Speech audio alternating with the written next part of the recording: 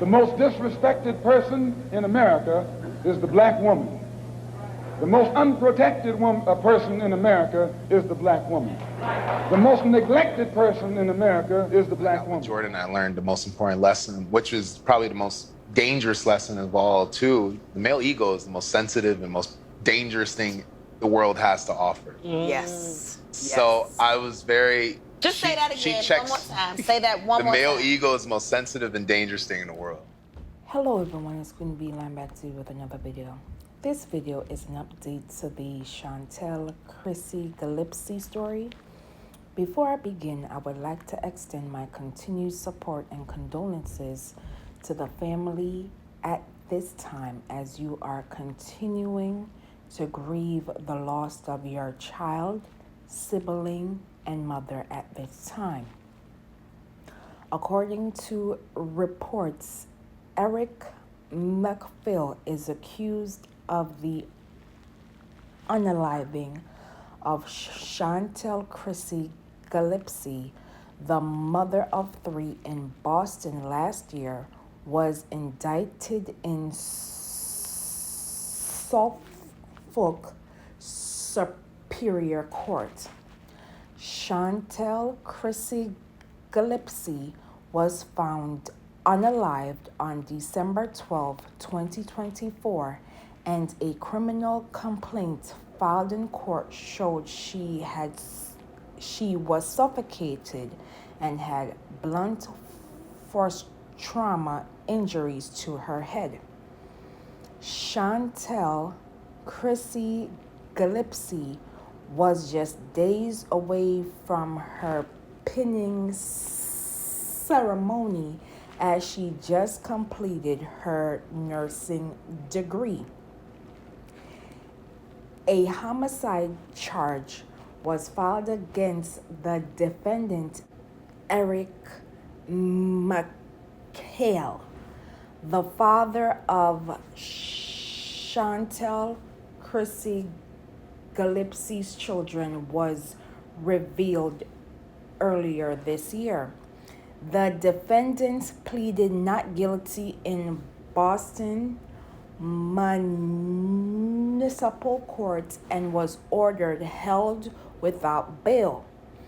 The district attorney's office stated that a grand jury had indicted on a homicide charge.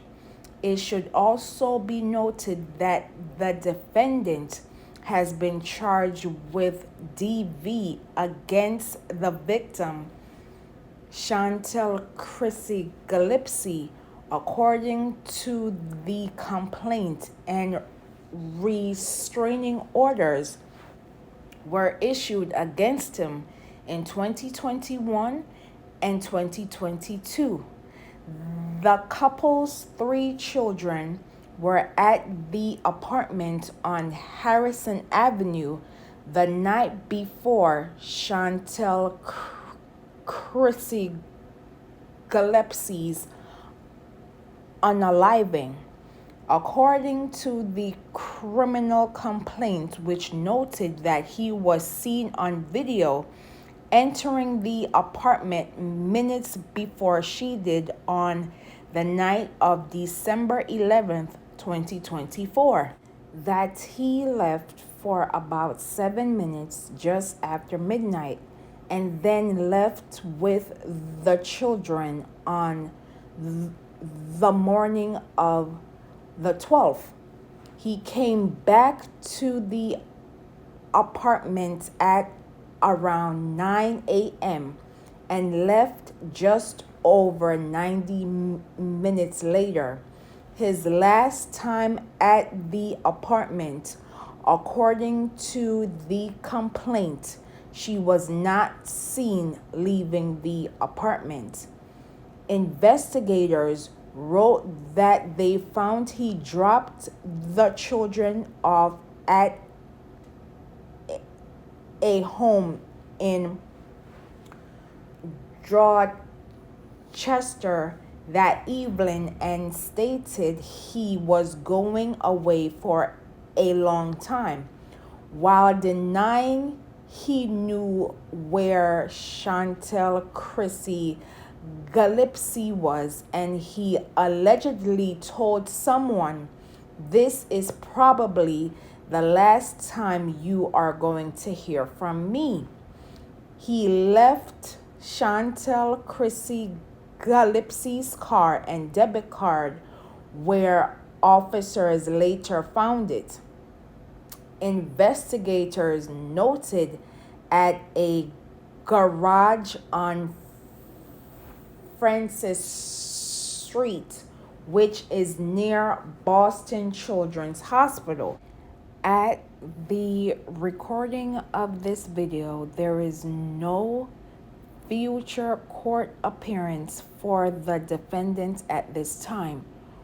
When the next court appearance for the defendant becomes available, I will do an update in future recordings. These are my thoughts. Again, continued condolences and support to the Gillespie family and loved ones as you are grieving the loss of your loved one. Losing a parent is a difficult thing to process, but to lose your parent right before the holiday season is a hard, difficult thing to process as a child. And these 3 children are going to need support, not only in the short term, but for the years and decades to come.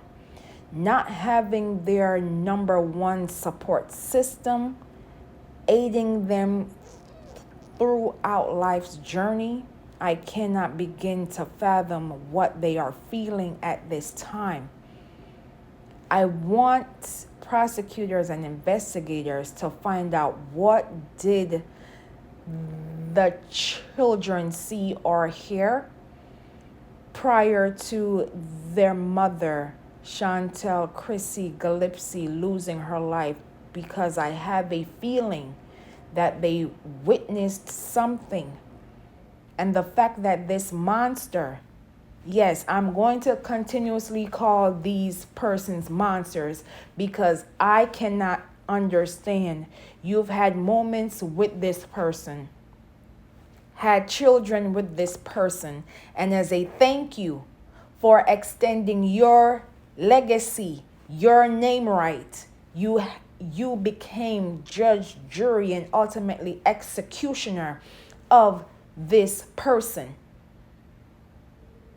This defendant had restraining orders back to back in 2021 and 2022, meaning that he was violent against the victim, Shantel Chrissy Gillespie, which makes me believe that he was not only a danger to her, but to their 3 children.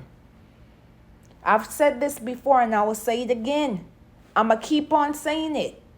There are persons out here who will court you, who will date you, who will marry you, and yes, have children with you, but secretly envy what you bring to the table, because you are the table. You have value. You are promoting yourself into greatness. You are going to college. You are getting that degree. You are getting that additional house. You are making boss moves and you're standing on business. And because the relationship is no longer working, this person whom you've had moments with took it upon themselves by taking you out because them bad mind. They can no longer have access to you. So to spiting your children, to spiting your family, to spiting your loved ones, they take it upon themselves by taking you out. Even if that means their children are going to suffer without both parties, they rather have the children suffer to hurting their once love. Make that make sense, y'all. You've had moments with this person, private moments, and because it's no longer working out in your favor, you take it upon yourself by taking them out and having the audacity to being a victim. If that's not being a narcissist, I don't know what is. If that's not being a gaslighter, I don't know what is. At this point, we have to admit that we have a big problem.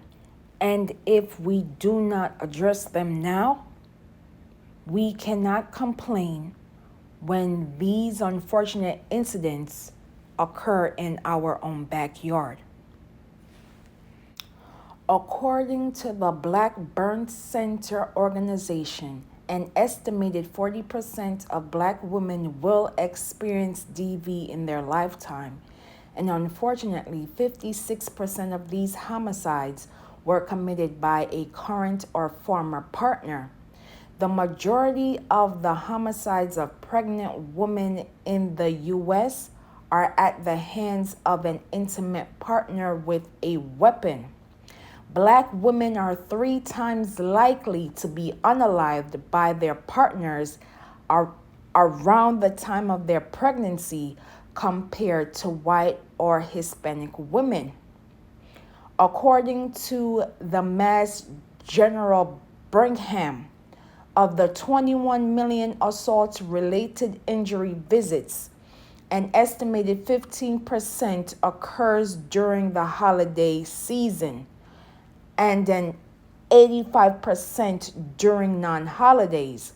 New Year's Eve was the highest for intimate partner violence and altercations, followed by St. Patrick's Day, Independence Day, and Labor Day.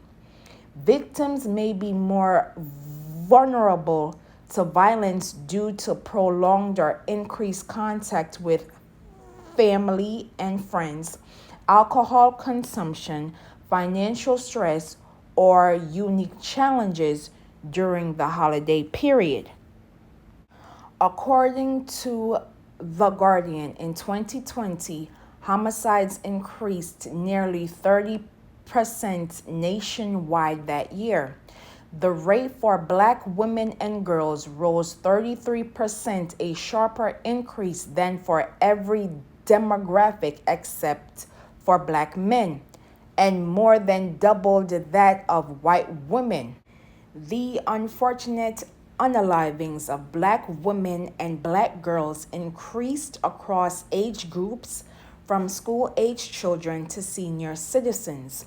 According to another study conducted by Lancet, found the homicide rate among Black women between the ages of 25 and 44 years old increased by 73% between 2014 and 2020.